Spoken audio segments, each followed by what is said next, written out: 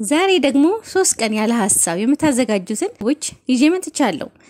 ሰላም ውድ የዋራክ ዩቲዩብ ቻናል ተከታዮች እንዴት ናችሁ? እነዚህን ጤናማ ምግቦች ለ3 ቀን ለቁርስ ለምሳና ለራት ልትሰጧቸው ትችላላችሁ። ለቁርስ ጥቅል ጎመንና ስኳር ድንች። ይህንን ምግብ ለማዘጋጀት ስኳር ድንች፣ ጥቅል ጎመን፣ ዘይትና ነጭ ሽንኩርት ያስፈልገናል። መጀመሪያ አጥበን ከትፈን ያዘጋጀነው ስኳር ድንች እንጥደዋለን። እንደዚህ ከትፈን ስንጥደው ውስጡ ቶሎ ይበስልልናል። ስኳር ድንች ጤናማ ከሚባሉ ምግቦች አንዱ ሲሆን የበሽታ መከላከል ኃይልን ለማሳደግ ለጤናማ ሆድና ልጆች ኢነርጂ እንዲኖራቸው ይጠቅማል።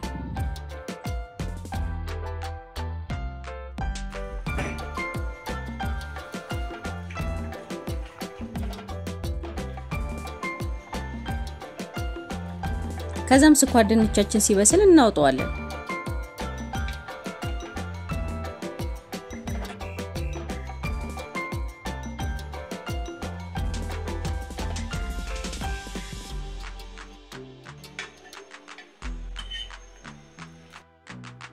አጥበንና ለልጆቻችን ለአመጋገብ ምቹ አድርገን የከተፍነውን ጥቅል ጎመን ድስት ውስጥ እንጨምራለን። ከዛ ለማብሰል የሚሆን ትንሽ ውሃ እንጨምራለን። ከዛም እስኪበስልልን ድረስ ጎመናችን ከድነን እንተወዋለን። ምክንያቱም ለልጆች የምንሰራው ምግብ በተቻለ መጠን ባይቁላላ በውሃ ብቻ ብናበስለው ዘርፈ ብዙ ጥቅም አለው።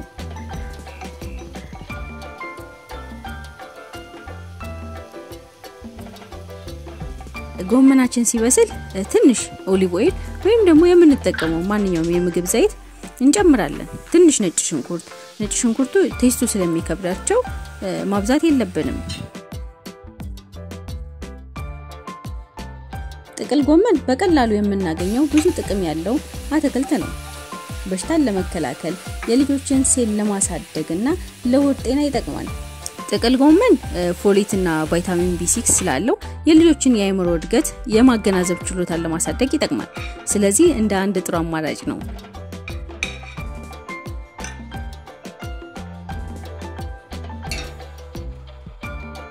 ከበሰለ በኋላ ከስኳር ድንቹ ጋር በዚህ አይነት ሹካ ተጠቅመን እንፈጨዋለን።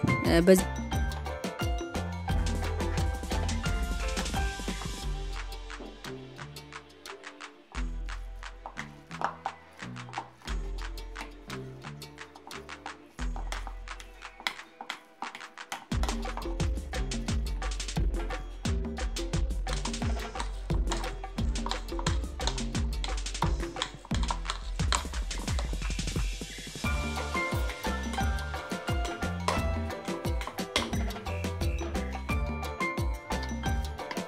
መልኩ ለልጆቻችን ማቅረብ እንችላለን ማለት ነው።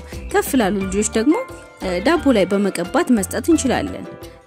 ነገር ግን ከ1 ዓመት በታች ያሉ ልጆች ዘይትና ነጭ ሽንኩርትን ባንጠቀም ይመከራል። ለምሳ ሩዝና የፍየል ስጋ። ይህንን ምግብ ለማዘጋጀት የፍየል ስጋ፣ ኦሊቭ ኦይል፣ ነጭ ሽንኩርት፣ ሩዝና እርድ ተጠቅሜያለሁ። በቅድሚያ የፍየል ስጋውን አጥበን ለአመጋገብ እንዲመቻቸው አድርገን አድቅቀን የከተፍነውን ስጋ እንከትና ለማብሰል ትንሽ ውሃ እንጨምራለን። ምክንያቱም በተቻለ መጠን ለልጆች የምንሰራውን ምግብ ባናቁላላው ይመከራል። በውሃ ብቻ ማብሰል ብዙ የጤና ጥቅሞች አሉት። የፍየል ስጋ ለህፃናት እድገት ጠቃሚ የሆነ ፕሮቲን አለው። በውስጡም ያለው አይረን ለአእምሮ እድገት ጠቃሚ ነው። ያለው ስብ ወይም ደግሞ ፋት ከሌሎች ስጋዎች አንፃር ዝቅ ያለ ስለሆነ በጣም ጠቃሚ ስጋ ነው።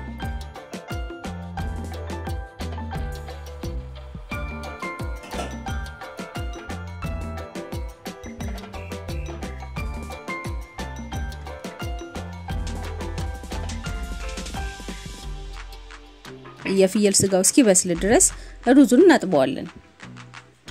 ሩዝ በውስጡ ያለው ካርቦሃይድሬት ልጆች ኢነርጂ ወይም ደግሞ አቅም ኖሯቸው እንዲቆዩ ያደርጋል። በተጨማሪም ካሎሪ ስላለው የህፃናትን ክብደት ለመጨመር ጥሩ አማራጭ ነው። የፍየል ስጋው ሲበስል ያጠብነውን ሩዝ እንጨምራለን።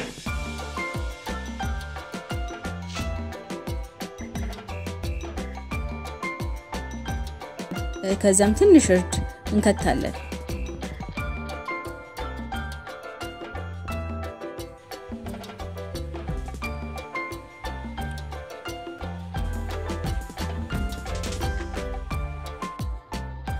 ከዛም ኦሊቭ ኦይል ወይም ደግሞ የምንጠቀመውን ዘይት እንጨምራለን እና ማስለዋለን። ከዛም ይበቃል የምንለው ውሃ ካደረግን በኋላ ጨው ጨምረን እስኪበስልልን እንከድነዋለን።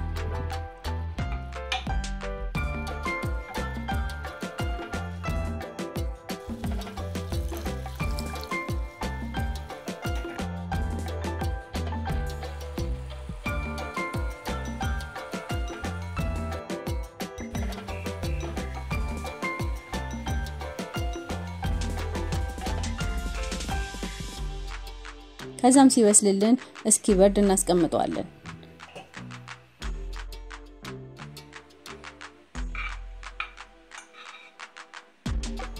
ከዛም በዚህ መልኩ መመገብ እንችላለን። እዚህ ጋር ልብ ማለት ያለብን ነገር ይህ ምግብ ከ6 ወር ጀምሮ ላሉ ልጆች ይሆናል።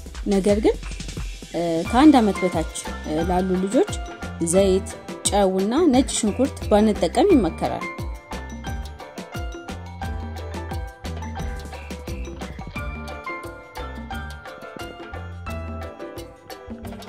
ልጆቻችንን ፈጣሪ ይጠብቀልን። ቪዲዮውን ከወደዳችሁት ላይክ፣ ሼር፣ ኮሜንት እንዲሁም ሰብስክራይብ ማድረግን እንዳትረሱ። ለራት የአበሻ ጎመንና ካሮት። ይህንን ምግብ ለማዘጋጀት ካሮት፣ ጎመን፣ ኦሊቭ ኦይል ተጠቅሜያለሁ። በመጀመሪያ ካሮታችንን ልጠን አጥበን እናዘጋጃለን።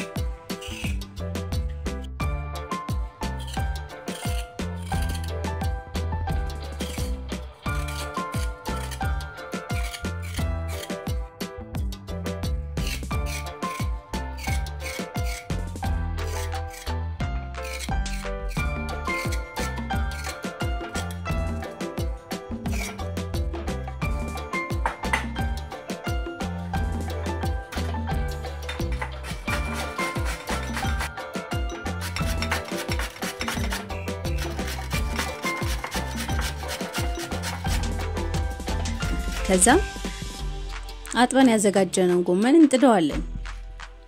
ጎመን ለጤናማ አጥንትና ለደም ዝውውር የሚጠቅሙ ቫይታሚን K አለው። ለቆዳ፣ ለአይንና የበሽታ መከላከል አቅምን የሚጨምሩ ቫይታሚን A አለው። በተለይ ህፃናት ምግብ ሲጀምሩ ከሚመገቧቸው ምግቦች መካከል አንዱ ከሆነ ሳይከብዳቸው ከጡት ወደ ምግብ እንዲሸጋገሩ ያግዛል። ያለው ካልሲየም ለአጥንት ጥንካሬ በጣም ጠቃሚ ነው። በተጨማሪም በጎመን ውስጥ ያለው ፎሌት ለአይምሮ እድገትና ለዘረመል ወይም ደግሞ ለዲኤንኤ ጠቃሚ ነው።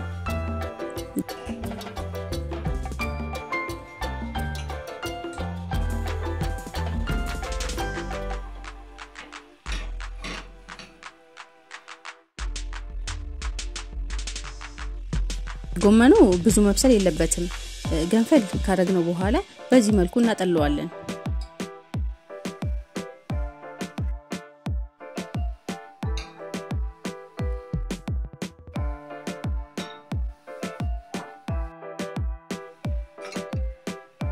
ከዛ በኋላ ካሮቱን እንጥደዋለን። ስለ ካሮት ከዚህ በፊት የሰራሁት ቪዲዮ አለ። የጣድነው ካሮት እስኪበስል ድረስ ገንፈል ያደረግነውን ጎመን ለመብላት እንዲመቻቸው በደንብ አድቅቀን እንከትፈዋለን።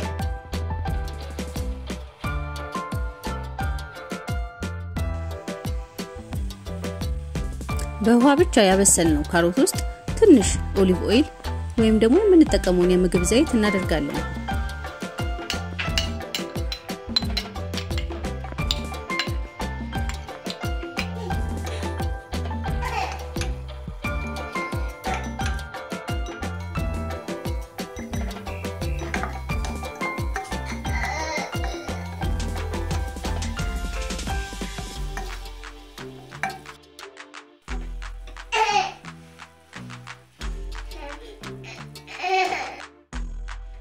ጎመኑን ከተን ትንሽ ካበሰልነው በኋላ እናውጣዋለን። በተቻለ መጠን ለልጆች የምንሰራው ምግብ ባናቁላላው ይመከራል።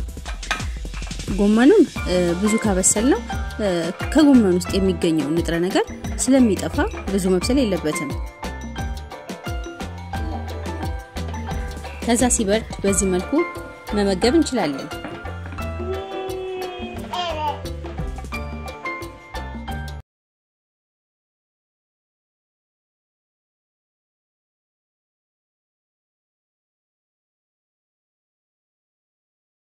ለቁርስ እንቁላል ለልጆች የአይምሮ እድገትና ፍጥነት ለጤናማ አይንና ጡንቻ እንዲሁም ከፍተኛ ለበሽታ መከላከል ኃይልን ለማሳደግ ይጠቅማል። እንቁላል እጅግ ጠቃሚ ከሚባሉ ምግቦች ውስጥ በቅድሚያ ከሚጠቀሱ አንዱ ነው። ይህንን እንቁላል ለማዘጋጀት ካለ ኦሊቭ ኦይል አለበለዚያም የምንጠቀመው የምግብ ዘይትና እንቁላል ብቻ ነው የሚያስፈልገን። እዚህ ጋር ግን ከመስራታችን በፊት ልብ ማለት ያለብን ነገር አለ። እንቁላል አለርጂ ሊያመጣ ስለሚችል በትንሹ መሞከር አለብን። እንቁላል እጅግ ከፍተኛ ጥራት ያለው ፕሮቲን በውስጡ አለ። ሌላው ለአይምሮ እድገት በጣም ጠቃሚ ከሚባሉ ምግቦች አንዱ እንቁላል ነው። ኮሊን የሚባለው ንጥረ ነገር የህፃናትን አይምሮ ያሳድጋል። እንቁላል ደግሞ ጤናማና ተፈጥሯዊ የሆነ ኮሊን በውስጡ አለው። በተጨማሪም ለአይን ጤና እንቁላል አስፈላጊ ነው።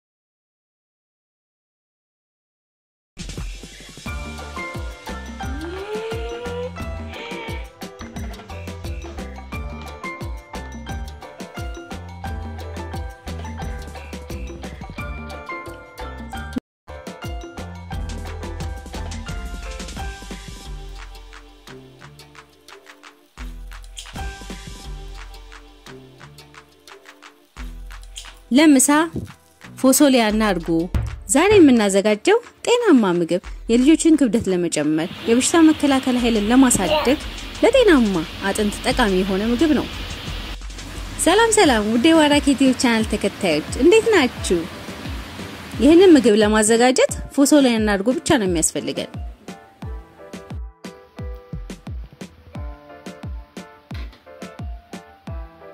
በመጀመሪያ ፎሶሊያውን በዚህ መልኩ ጫፍና ጫፉን እንቆርጠዋለን። ፎሶሊያ ቫይታሚን ኬ አለው።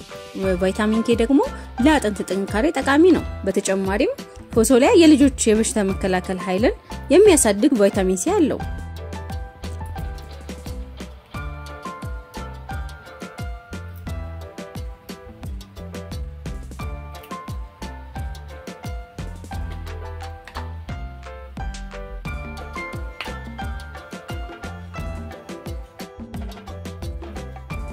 በደንብ ካጠብነው በኋላ ለመብላት እንዲመቻቸው አድርገን ደቀቅ አድርገን ከትፈን እናዘጋጀዋለን። የከተፍነውን ፎሶሊያ ድስት ውስጥ እንከተዋለን። ፎሶሊያ ህፃናት የሆድ ድርቀት እንዳያጋጥማቸው ይጠቅማል። በተጨማሪም ቫይታሚን ኤ ስላለው ለአይን ጤና ይጠቅማል።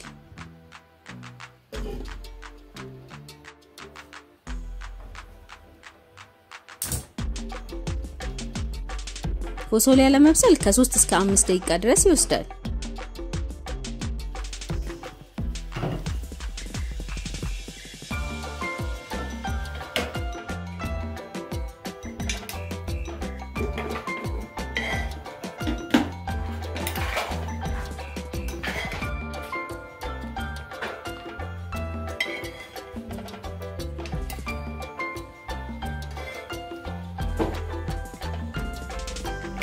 ፎሶሊያው ከበሰለ በኋላ ትንሽ እስኪበርድ ድረስ እንጠብቀውና እርጎን እንጨምራለን።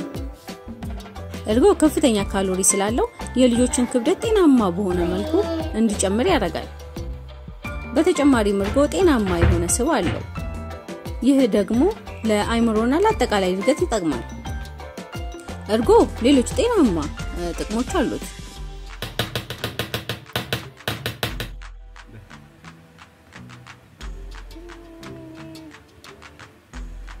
እርጎ ካላገኘን ወይም ደግሞ ልጆቻችን የማይወዱት ከሆነ ከአቮካዶ፣ ከሙዝ፣ ከስኳር ድንች ወይም ደግሞ ከድንች ጋር ብንሰጣቸው ክብደታቸውን ለመጨመር ያግዛል። ጥርስ ላላቸው ልጆች እንደዚህ አድርገን መስራትና ማዘጋጀት እንችላለን።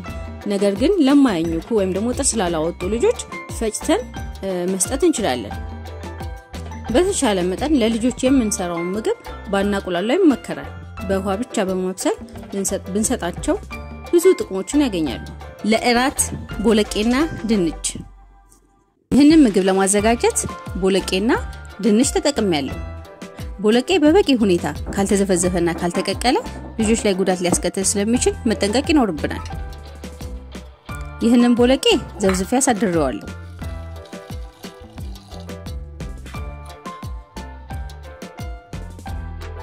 አሁን እንቀቅለዋለን።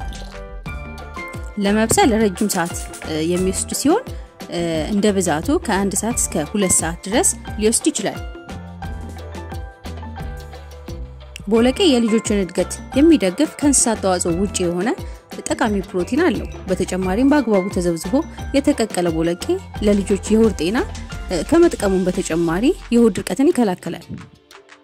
ለልጆች እድገትና ጤና አስፈላጊ የሆኑ በርካታ ንጥረ ነገሮችን ይዟል። ቦለቄያችን ወደ መብሰሉ ሲቀርብ ድንቻችንን እንልጥና አጥበን ከትፈን እናዘጋጃለን።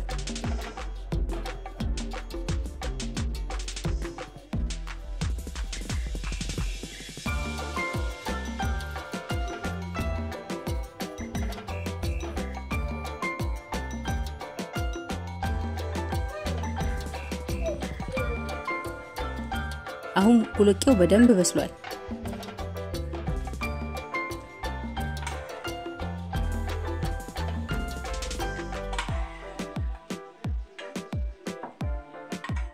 እሱን እናወጣና ድንቻችንን እንቀቅላለን። ድንች ለልጆች እድገት ጠቃሚ የሆነ ምግብ ነው። ኢነርጂ እንዲኖራቸውም ይጠቅማል። በተጨማሪም የልጆችን ክብደት እንዲጨምሩ የሚያግዙ ካርቦሃይድሬትም አለው።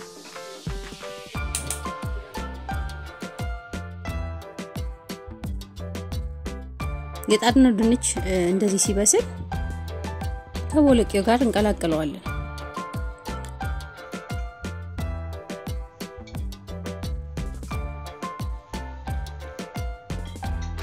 ሹካችንን ለመፍጨት እንዲመቸን እንደዚህ አጥፈን ማዘጋጀት እንችላለን። ከዛ ሁለቱንም ምግቦች አንድ ላይ አድርገን እንፈጨዋለን እና እናዋህዳለን በደንብ አድርገን። ማኘክ ለማይችሉ ልጆች እንዳይወፍርባቸው ትንሽ ውሃ መጨመር እንችላለን።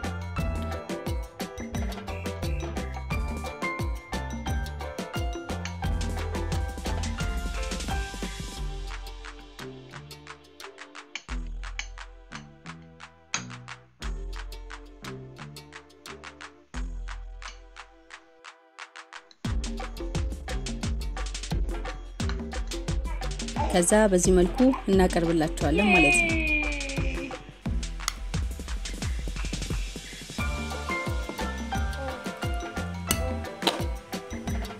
Thank you.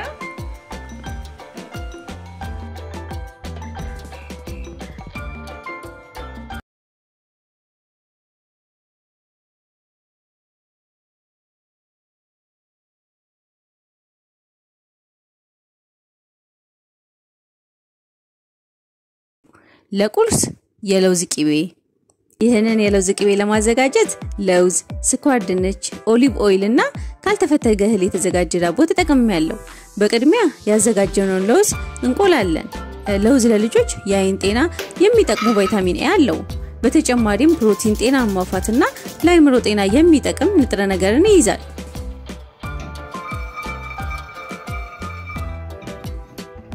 ለውዙን ከቆላን በኋላ እንዲበርድ ትተነው ስኳር ድንቻችንን እንልጣለን። ስኳር ድንች ጠቃሚ ቫይታሚኖችና ሌሎች ንጥረ ነገሮች አሉት። ለልጆቻችን እጅግ ጠቃሚ የሆነ ምግብ ነው። በውስጥ ያለው ቫይታሚን ሲ የልጆችን የበሽታ መከላከል ኃይል ለማሳደግ ይጠቅማል። ለአጥንትና ለጡንቻዎች ጥንካሬም የሚጠቅሙ ንጥረ ነገሮች አሉት። በነገራችን ላይ ለውዝን ስንመግብ ልጆቻችን አለርጂ እንደሌለባቸው በጥንቃቄ መከታተል ይኖርብናል። ከትፈን የቀቀልነው ስኳር ድንች እስኪበርድ ድረስ ለውዝን በዚህ መልኩ እናላቀቃለን።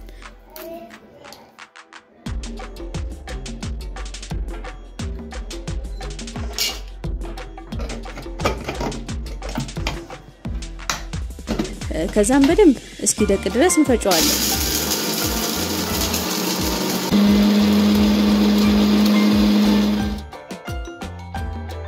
የፈጨነው ለውዝ ውስጥ ስኳር ድንቹን እንቀላቅላለን።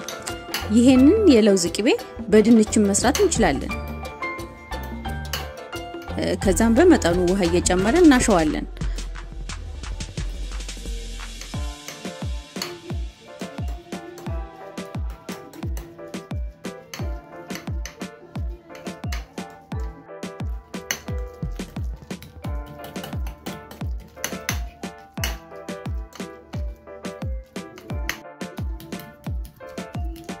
አሁን በዚህ መልኩ አዘጋጅቼዋለሁ።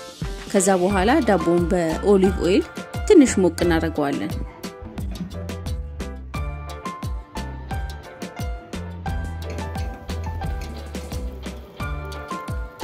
ካልተፈተገ እህል የተዘጋጀ ዳቦ ጤናማ በሆነ መልኩ ልጆቻችን ክብደታቸውን እንዲጨምሩ ያደርጋቸዋል። እንዲሁም ጠቃሚ የሆኑ ንጥረ ነገሮችም አሉት።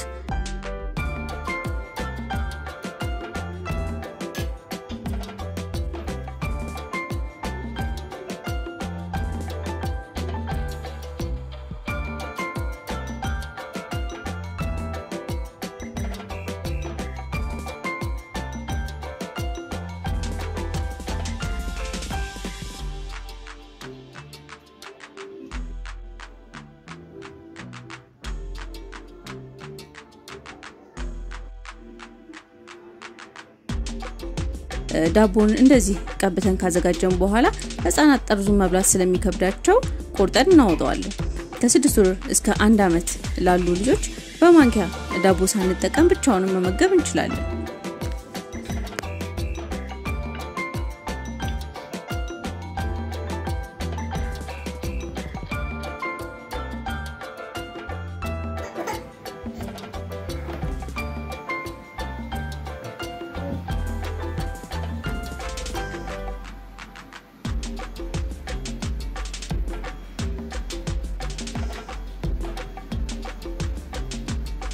ለምሳ የፍየል ስጋና ካሮት። ይህንን ምግብ ለማዘጋጀት የፍየል ስጋ፣ ነጭ ሽንኩርት፣ ዘይትና ካሮት ያስፈልገናል።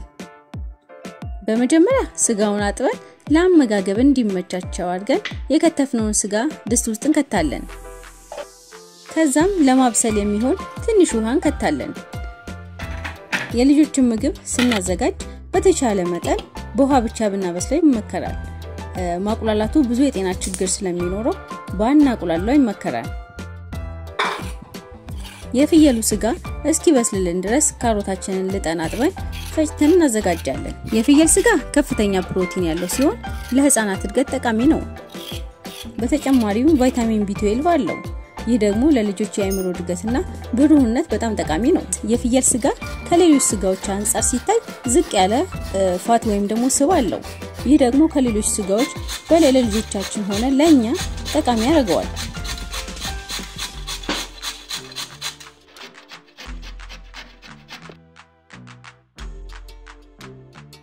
ስጋው ከበሰለ በኋላ ያዘጋጀነውን ካሮት እንጨምራለን። ከዛም እስኪበስልልን ድረስ እንከድነዋለን። በየመሃሉ ግን ማማሰል እንዳይረሳ። ካሮት ደግሞ በሽታን ለመከላከል የአይምሮ እድገትን ለመጨመርና ለሆድ ጤና በጣም ጠቃሚ የሆነ ምግብ ነው።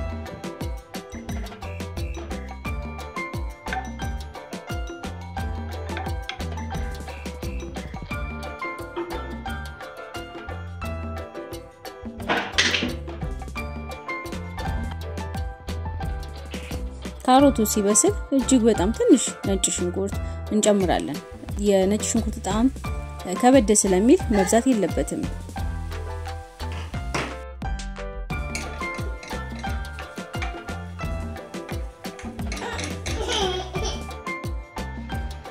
ከዛም ኦሊቭ ኦይል ወይም ደግሞ የምንጠቀመውን የምግብ ዘይት እንጨምራለን። ከዛ ትንሽ እናማስለዋለን። ትንሽ እሳት ከነካው በኋላ እናወርደውና እስኪበርድልን ድረስ እንጠብቃለን።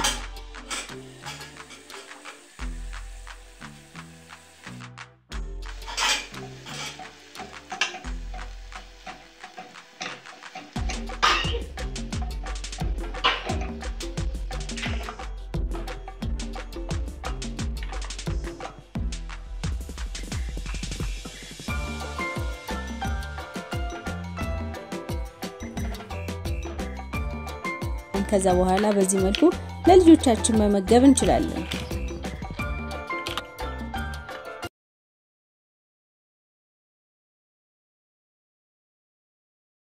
ለእራት ድፍን ምስርና ቲማቲም።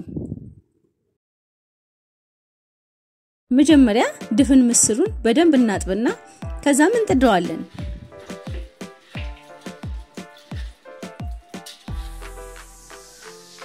ድፍን ምስር ለልጆች አጠቃላይ እድገትና ለጡንቻ በጣም ጠቃሚ የሆነ ምግብ ነው።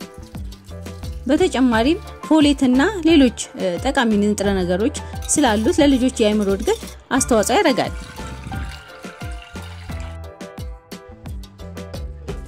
ድፍን ምስር ለመብሰል ትንሽ ጊዜ ይወስዳል። ከበሰለ በኋላ እናወጣዋለን።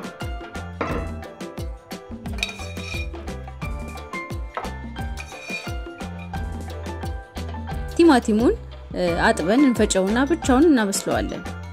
ቲማቲም የልጆችን የበሽታ መከላከል አቅምን ለማሳደግ የውሃ ጥምን ስሜትን እንዳይሰማቸውም ለመቀነስና ሌሎች ጥቅሞች አሉት።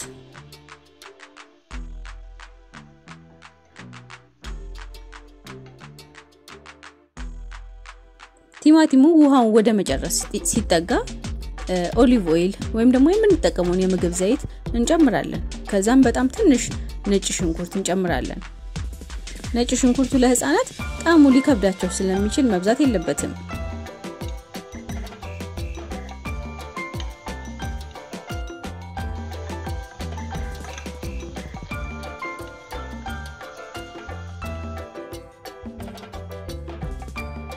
ከዛም የቀቀልነውን ድፍን ምስር በሹካ ፈጭተን እንጨምራለን።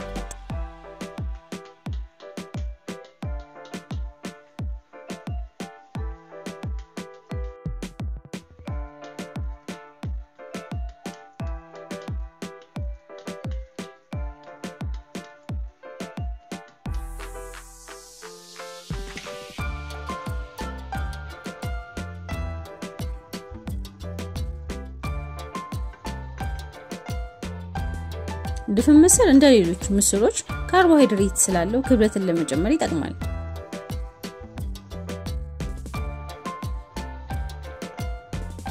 ትንሽ አብረን ካበሰልነው በኋላ በጣም ትንሽ ጨው እንጨምራለን።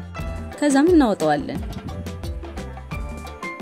ከዛ እስኪበርድልን ጠብቀን በዚህ መልኩ ለልጆቻችን መመገብ እንችላለን። ከ1 ዓመት በታች ላሉ ልጆች ዘይት፣ ጨውና ነጭ ሽንኩርትን ባንጠቀም ይመከራል።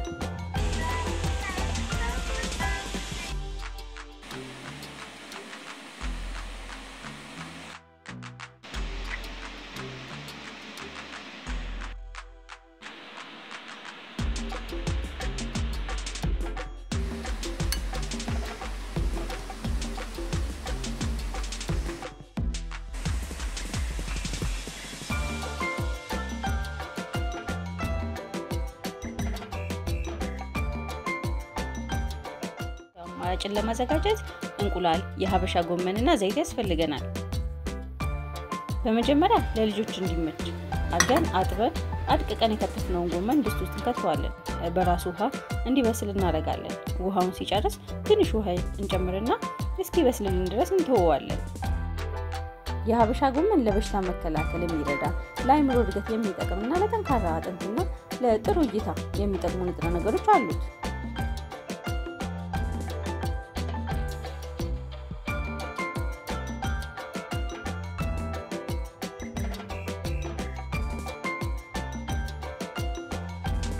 ከዛም እንቁላላችንን እንመታዋለን። እንቁላል የተሟላና እጅግ ጠቃሚ የሆነ ፕሮቲን አለው። ለበሽታ መከላከል፣ ለአይምሮ እድገትና ለጤናማ አይን እና ለሌሎች የሰውነት ክፍሎች እድገት በጣም ጠቃሚ ነው። ይህንን ምግብ አዘውትረን ለልጆቻችን ብንመግባቸው በጣም ብዙ ጥቅሞችን ያገኛሉ።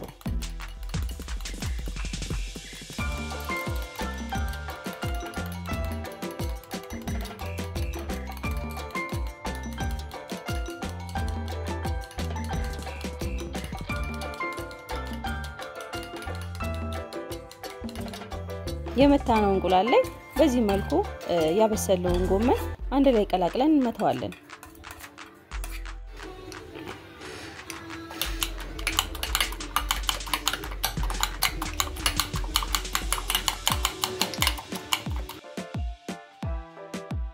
ከዛም እንደዚህ አይነት የሳንድዊች መስሪያ ካለን መጠቀም እንችላለን። ከሌለም ደግሞ መጥበሻችንን አግለን መጠቀም እንችላለን።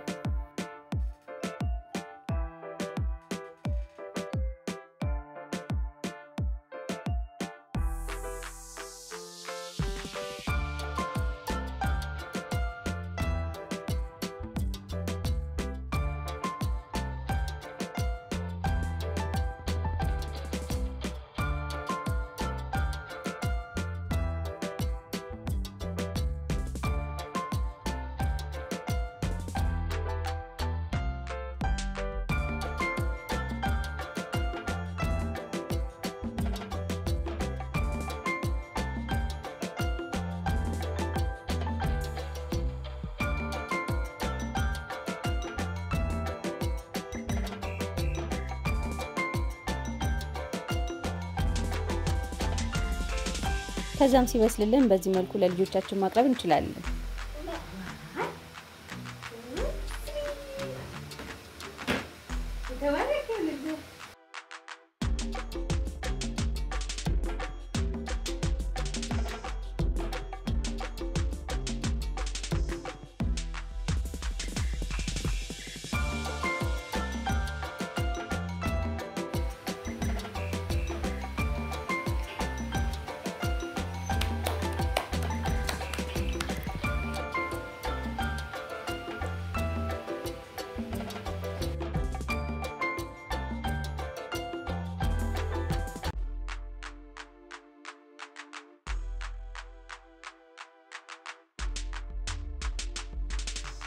ሁለተኛውን አማራጭ ለማዘጋጀት እንቁላል፣ ዳቦ፣ ወተትና ዘይት ያስፈልገናል።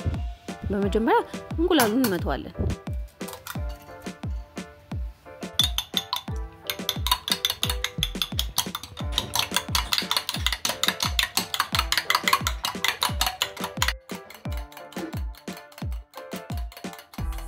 ከዛም ትንሽ ወተት እንጨምራለን። አብረን በደንብ አድርገን እንመታዋለን።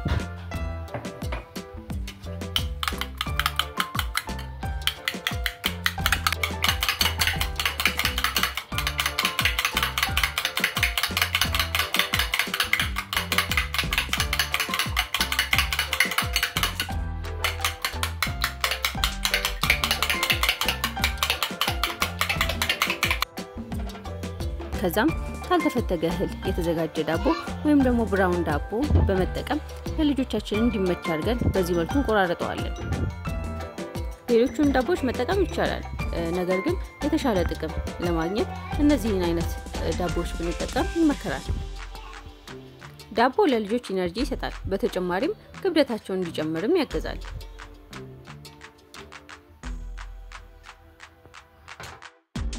ከዛም የቆረጥነውን ዳቦ ያዘጋጀነው ውስጥ በደንብ እየነከርን መጥበሻችን ላይ እናበስለዋለን።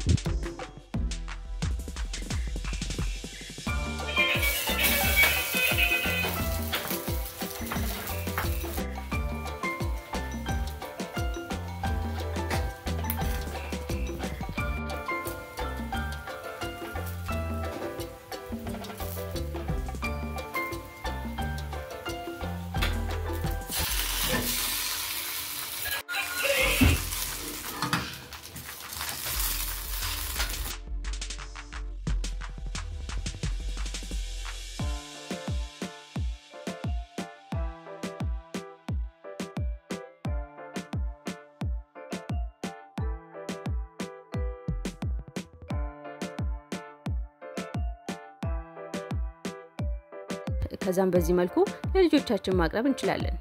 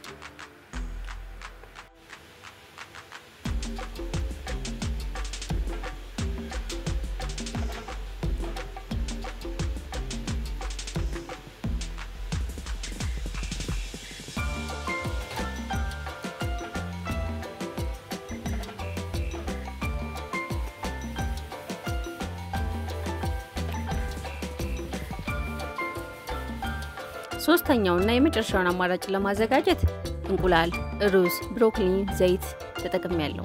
በመጀመሪያ ሩዛችንን በደንብ አድርገን እናጥበዋለን።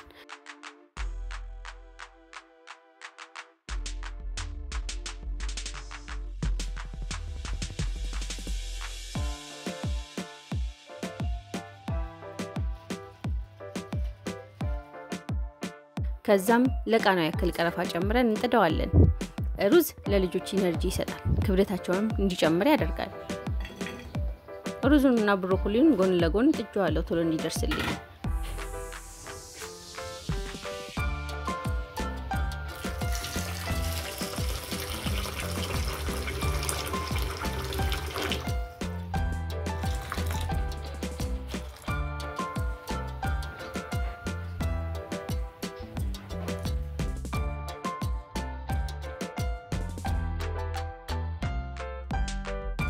ከዛም ሲበስልልን እናወርደዋለን። ከዛም በሌላ ዕቃ በመጀመሪያ ዘይት እንጨምራለን። ወዲያው ነጭ ሽንኩርታችንን እንጨምራለን።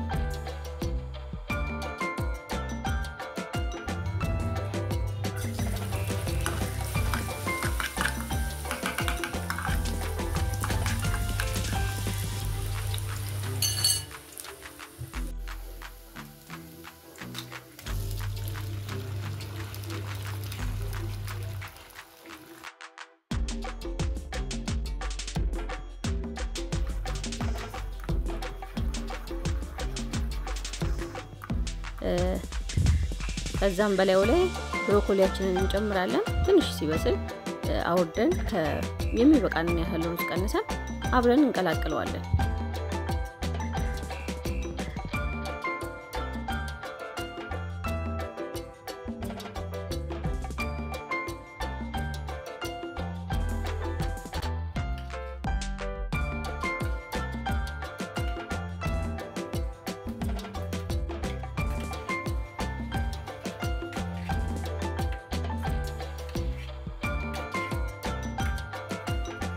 ከዛም በዚህ መልኩ ለልጆቻችን ማቅረብ እንችላለን።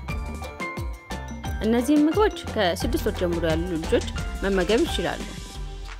ጥርስ ላላወጡ ልጆች በመፍጨት መመገብ እንችላለን። ነገር ግን ከ1 ዓመት በታች ላሉ ልጆች ዘይት፣ ነጭ ሽንኩርትንና ጨውን ባንጠቀም ይመከራል። ልጆቻችንን ፈጣሪ ይጠብቅልን። ቪዲዮን ከወደዳችሁት ላይክ፣ ኮሜንት እንዲሁም ሰብስክራይብ ማድረግን እንዳትረሱ።